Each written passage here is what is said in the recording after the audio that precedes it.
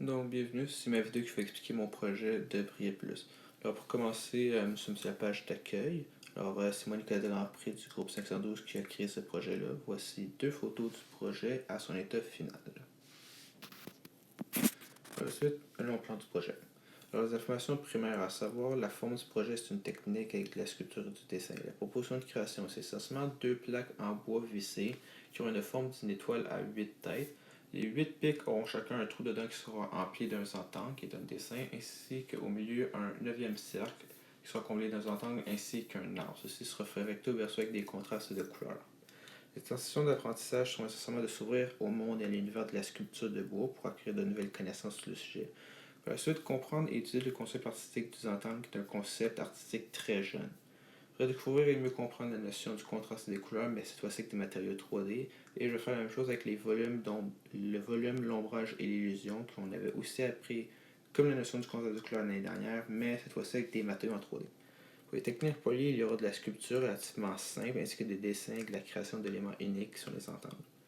Pour les informations secondaires, il y aura les artistes inspirants. Donc, Rick Robert et Maria Thomas sont les créateurs du Zentangle, donc je vais m'inspirer de leur histoire et un peu de genre leur idée originelle du Zentangle pour m'aider. Vincent Van Gogh m'a plutôt inspiré. C'est pas nécessairement qu'il va m'aider, mais genre ses œuvres, quand je les ai regardées, ça m'a juste donné l'idée du projet. Par la suite, nous avons Suzanne McNeil. Alors, elle est très connue pour avoir créé beaucoup d'œuvres sur les ententes, donc je vais m'inspirer de ses propres techniques et de ses œuvres. Pour le langage artistique présent, il y aura le contraste de couleurs noir sur blanc pour les entangles et orange sur beige pour le bois. Les formes, les motifs, la texture, le volume, les formes et arrondies et angulaires. Dessus, il y aura les lignes, l'utilisation élevée de lignes courbes et brisées dans les entangles. Pour l'information tertiaire, il y aura les expérimentations. Donc, je vais devoir tester le bois, les scies, la machine. Je vais devoir m'expériencer en créant des entangles, ainsi que genre choisir un type de colle qui marche pour le bois que j'ai choisi. Pour les étapes à réaliser, il y aura le travail direct sur la forme, la création des arbres en bois, dessiner les entangles et l'assemblage final du projet, et quelques recherches à effectuer sur les outils, le bois, le concept des entangles et l'histoire des entangles. Pour les recherches. Alors, il y aura la sculpture des entangles et l'histoire des entangles. Donc, on va commencer, nous avons genre la recherche sur quelques outils de sculpture qui pourraient être potentiellement utilisés.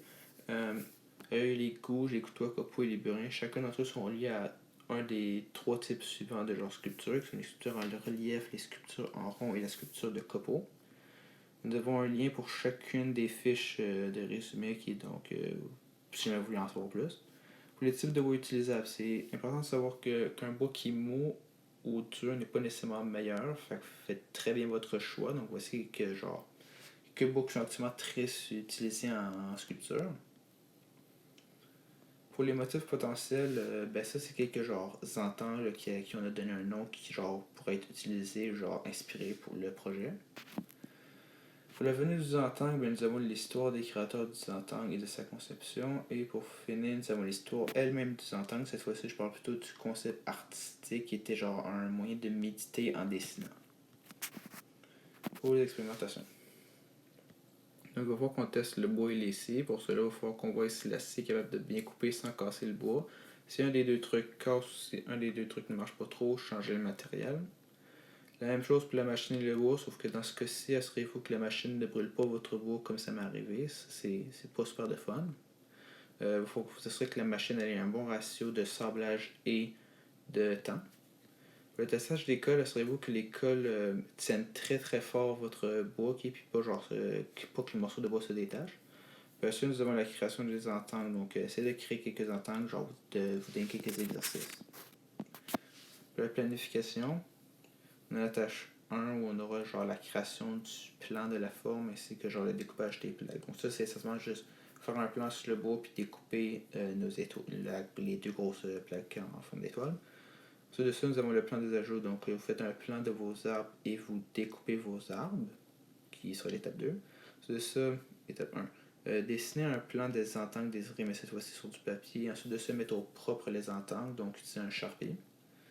Ensuite de ça, nous avons collé tout l'ensemble des parties et limer et affiner les restes. Je porte grande attention sur limer et affiner. Assurez-vous de genre ne pas casser votre bois à cette dernière étape.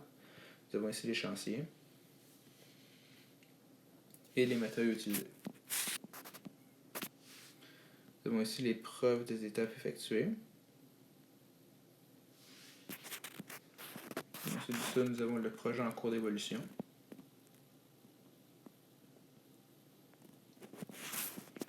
Pour finir, le bilan de projet. Donc, mon regard critique sur ça, c'était que le projet était relativement intéressant et que dans mon avis, genre, j'ai bien réussi, que je suis pas nécessairement insatisfait, quoique, genre, il y a certains éléments que, genre, je n'ai pas le droit d'apprécier, comme le fait que, genre, euh, j'ai pas suffisamment géré mon temps et j'ai dû enlever certaines étapes. Donc, ce projet m'a appris une valeur assez importante, comment gérer mon temps. En ce qui en vient à genre comment ça a influencé les personnes autour de moi, ma mère fut très étonnée par ma dédication à terminer et à perfectionner le projet.